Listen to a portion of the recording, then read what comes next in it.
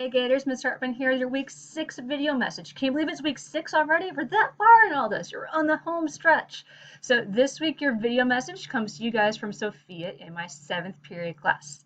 So a teacher asked a student if they remembered the chemical formula for water. And the student replied, HIJKLMNONL. And the teacher looked at the student and said, well, that's not what I taught you. And the student said, yeah, it is. You said H2O. Get it? H2, and they thought it was TO, so they said all the letters in the alphabet between H and all the way to O, but it's really 2 hydrogen, 1 oxygen. Get it? Oh, it's a great pet joke. Thanks, Sophia, for submitting that over. So last week in your digital lessons, you guys were learning all about gravity more and the sun, and specifically with gravity, how does that affect how the motion of all these objects in our solar system? So the first lesson you guys did was a PhET simulation, and that was where you saw the Earth going around the sun. That's your orbit around the sun. And then you saw as the Earth was going around the sun, you had the moon going around the Earth. It's all spinning around each other. That's all of your orbits. Now you should have seen a couple arrows there. Those arrows were showing two different things. One was the pull of gravity. And when you doubled the mass of the sun, you should have seen that pull of gravity got a lot stronger. Because the more mass an object has, the stronger the pull of gravity. So that was the first arrow. The second arrow was showing the normal tendency that the object would want to travel. So it's at a 90-degree angle from that gravitational force. So when you turned off the sun's gravity, you should have seen that the Earth looked like it just kept traveling straight. Well, the reason why it keeps traveling straight is because of this concept called inertia. Inertia says that an object in motion is going to stay in motion, and an object at rest is going to stay at rest unless acted upon by an unbalanced force. Remember unbalanced forces? We learned about those in January. So having that pull of gravity is an unbalanced force, and that's what causes that circular orbit. When we take away that unbalanced force of gravity, it's just going to keep on going how it was going, which appeared like in a straight line. Now, when we doubled that pull of gravity by doubling the mass of the sun, you saw that instead of going around like this, it curved and went towards the sun. That's because that pull of gravity was a lot stronger. So that was your lesson 1. Lesson 2, you learned more about the sun. What's really cool about the sun is that it's similar to Earth in that it has layers, but those layers are totally, completely different.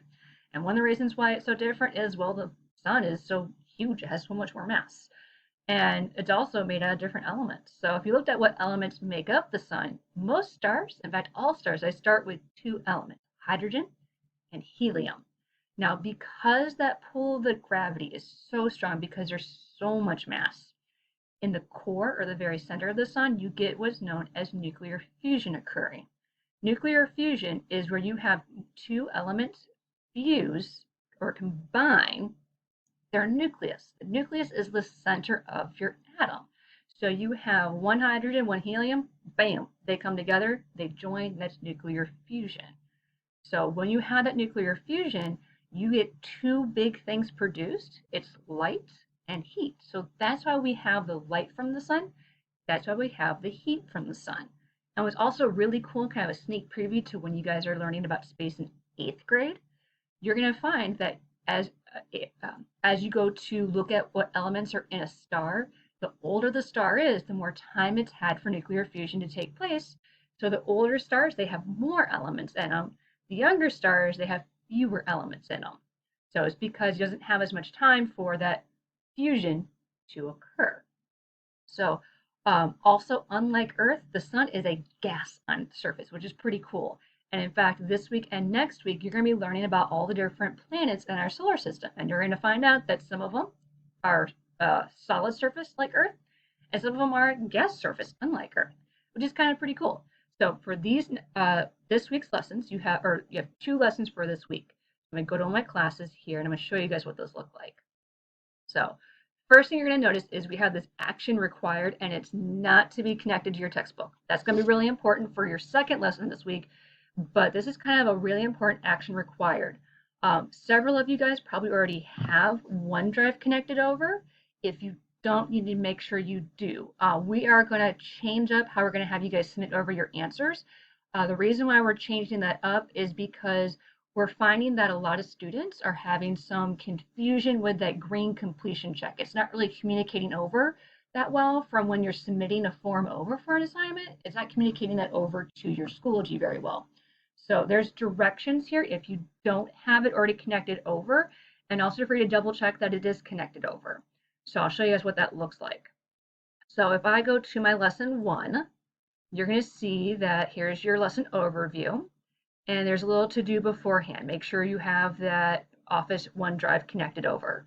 You're going to be doing a gizmo for this. And I'll have that gizmo already preloaded in there so you don't have to search. It's over the solar system.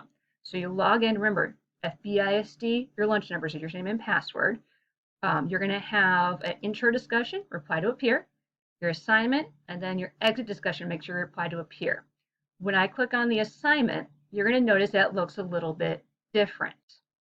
Now, right down here, you'll see the file for it. When you click on it, you'll notice that it launches automatically in your browser. So if you don't have whatever file that assignment's in, whether it be a Word document or a PowerPoint, it'll launch automatically. Make sure you're logged into your Office 365 account though first, kind of like you had to do for the forms. If it's not showing up, not letting you, go back to the district's website, log into Schoology that way. It's the easiest way. You have all your controls up here for your view, and you'll notice that I added in text boxes for you guys. So you guys, if it's a PowerPoint, you can type right in on there. It's all good. Make sure it'll save it automatically. You can click this saved and it'll double check it's saved. And then at the end, make sure you are submitting it over. Otherwise, I'm not going to, if I click on submissions, I'm not going to see any for you there because you didn't submit it over. So make sure you're still submitting it over. All right, so that is your lesson 1 assignment. Lesson 2, let me get back over here for you guys. Lesson 2, you're doing a digital lesson over your what are known as your terrestrial planets. So you'll have your lesson overview. Make sure you read all through there. It tells you what you need to have, and also heads up, it's in your textbook. Make sure you're logged in. You'll have your form, or you'll have something really similar to it, where you have to make sure you'll see where you can click on it here, and it'll launch over your assignment. And again, type in your answers on here and then make sure you submit it over, and then you'll have a discussion board. Make sure you guys are getting those done. If you have any questions at all, again, tutorial office hours, 11 to 11:30 for pre-AP, 11:30 to noon for on level. So hope you guys have a great week. See you guys next week.